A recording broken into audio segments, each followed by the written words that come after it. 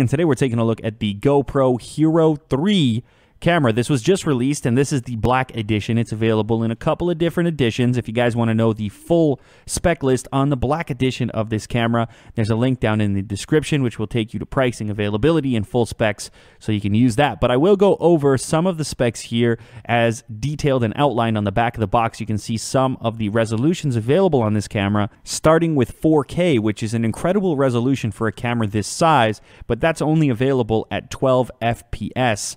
A more usable frame rate is available at 2.7K. There you can get 30, 25, or 24. And if you need to do something at 60 frames or above, you'll be looking at standard HD, which is 1080p. If you need a super high frame rate, you can go down to 720p and get 120 FPS. For slow motion stuff, that's going to work out well.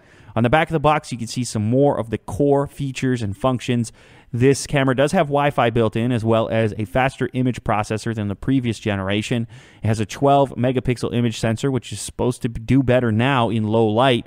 Of course, it has the traditional wide-angle lens that we're used to on the GoPro series of cameras. It has enhanced audio performance, so audio should be better on the Hero 3. The Hero 2 was barely usable in terms of audio. There's a micro HDMI port for outputting HD video coverage that you film on the camera. It's also got support up to 64 gigabytes, though it does now use a micro SD rather than a full-size SD. You can also see a picture on the back of the new Wi-Fi remote, which is also included, and as the video moves forward, I'll give you guys a closer look at the remote and explain the functionality.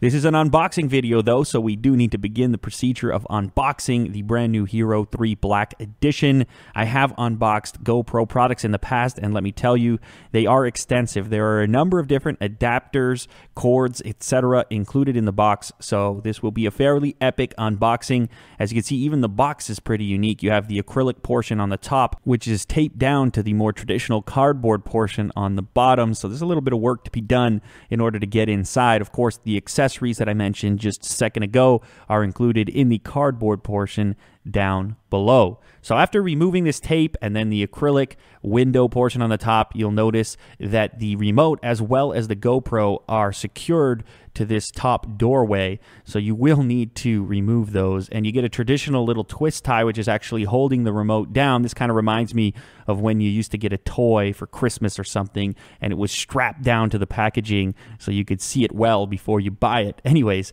that's a quick look at the remote. More details on that real soon. You've also got a bunch of paperwork here from GoPro explaining how to get your remote up and running. There's a little bit of warranty information, etc. So if you are a little confused with the entire setup process, you do have a little paperwork to help you get started. In terms of other items, this is where you're going to see all the extra cables, adapters, etc. You've got everything from USB charging cables for both the camera and the remote. Then you've got a bunch of different brackets and arms. This is because you can position the GoPro in a number of different ways. You guys may have caught a video I made a little while ago on the Nissan GT-R, which we did some shots with the previous Hero 2. So if you want to see what you can do mounting this kind of camera, you should check out that video. Actually, maybe I'll link it down below or put it in the video responses, because we used a couple different Hero 2s and we mounted them to the exterior of the car to get some pretty crazy angles. Now, removing the camera is actually pretty easy. I didn't really know how at first, but if you pinch the back portion here, it will actually come loose from the foot that it's attached to within the packaging. You also probably noticed in this unboxing that you're going to get a few stickers included, so you can become a product evangelist if you happen to be a Hero 3 owner. So let's take a closer look at the actual camera as well as the housing that it lives in. This, of course, is shockproof, waterproof, etc. This is really what makes the GoPro famous, is this ruggedized housing.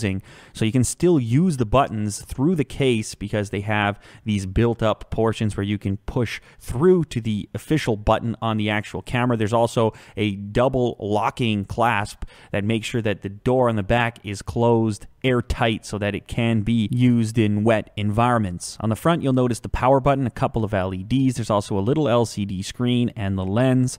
On the top is where you'll find the record button, another LED by the looks of it. As we move to the back, you'll see the battery door. You remove this door using this little mechanism right here, and then you insert the battery in that location.